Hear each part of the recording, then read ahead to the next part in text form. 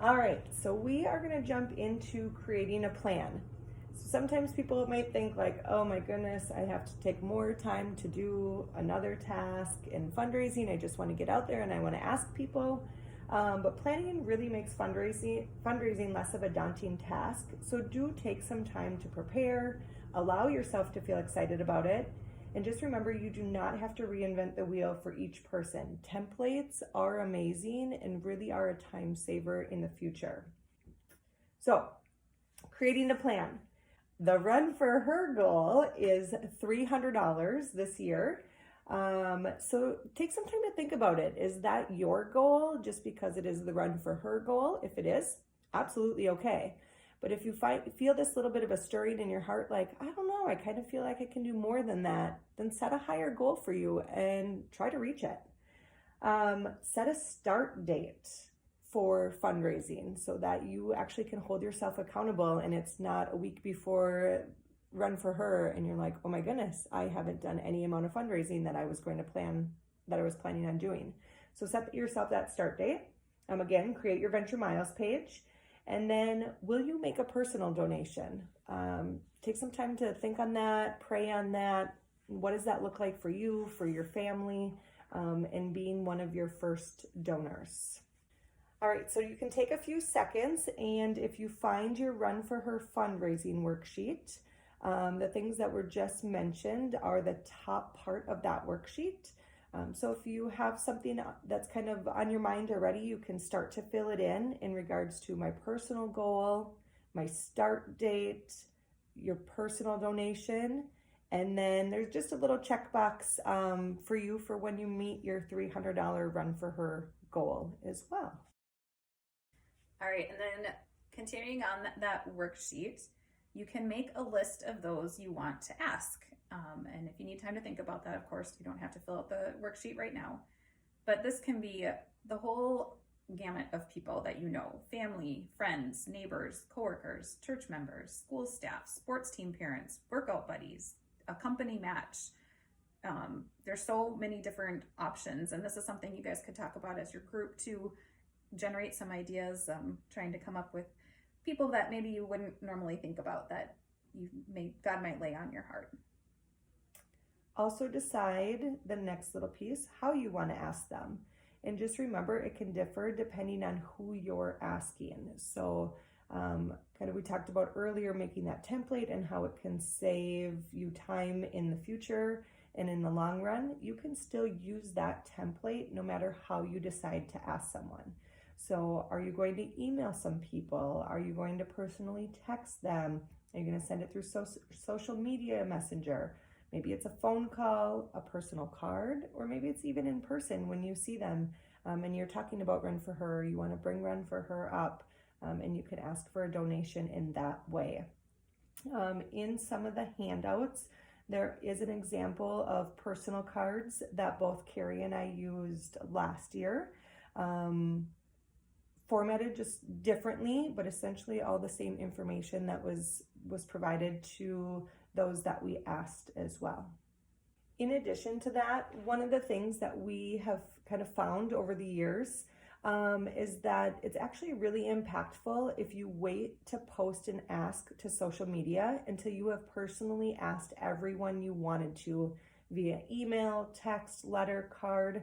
Allow them to feel the full personal invitation in that ask. Instead of just like blasting it to the social media world and then going to them personally and asking, do it the other way around. Make your personal asks. And then when you get to a certain point in your training, bring your social media followers and friends and family along with you in your training. Post about your training. How much have you raised? How far do you have to go to meet your goal? Really calling out some of those specifics in it can really get people excited about jumping on board with you as well.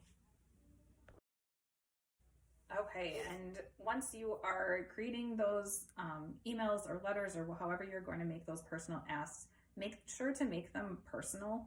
As we mentioned, skip the mass texts and emails. You want to make the person feel like you're actually reaching out to them and not just a whole bunch of people. So use that template, personalize each message. what is your connection with that person? What is going on in their life that right now that you might know about? Do they have kids or grandkids that you could mention? Are there sports things going on in their lives?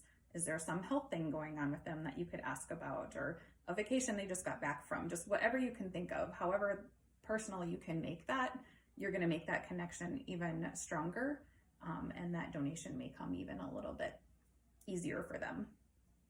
And then how can someone support your miles? Obviously, the financial part is what we're kind of striving for with all of this, but there's also the prayer. If they can only support you through prayer, that's not an only. That's huge. We need the prayers as we're training and going through all of this. And you can ask them to share your social media posts. If that's how they can help you out, that might reach a whole nother group of people that you normally wouldn't even be asking. So yeah, any of those three, go ahead and use those for supporting your miles. It doesn't have to be financial. And then also along with that, there is a handout of just a couple different things that sometimes people ask about. So if somebody wants to make a donation by check, there's where to do that. And then also employer matches, sometimes that's available. So all of that information is on that handout. One of the things that's really important along the way as well is just come to terms with the fact that fundraising is uncomfortable. It doesn't need to be, but it is, right? We all hesitate to be like, oh, I shouldn't ask them. I don't want to bother them. What if I don't know enough about the mission? Anything like that. Take it in, recognize that you feel it, acknowledge it, and then let it go. All right, we're all in the same boat, and that's also why we're trying to help provide some of these resources as well, to make it a little bit more comfortable for you as well. One of the biggest things you can do along your training and your fundraising journey is pray on it. Don't forget to lift this up, right? This is not something that we need to do alone. God has this in his hands and sees the bigger mission in this as well. So utilize that. The other thing is, be okay if someone says no. It has nothing to do with you. They're not mad at you. They don't not like you. It's just simple that a no means they can't, and that's okay. The other thing we just kind of want to point out is that a no after an ask means no follow-up is needed. That's it, right? They gave your answer and you know that. But if you don't get a response at all, feel free to go back and ask them again. Say, hey, I just wanted to follow up. Did you get my letter that I had mailed to you? Did you get my text? Bring it back up. Sometimes in just the busy life, right? We're scrolling through text, we see one come through, we quick read an email, and then we completely forget to go back to it, even though we had full intention. So it's okay to bring that back to the forefront as well, just to jog people's memory. Okay, so once you start receiving those donations, what needs to happen? It's thank you time. Venture makes this super easy. They will send you an email every time you receive a donation. And once you open up that email, there is going to be a direct link to the donor's email.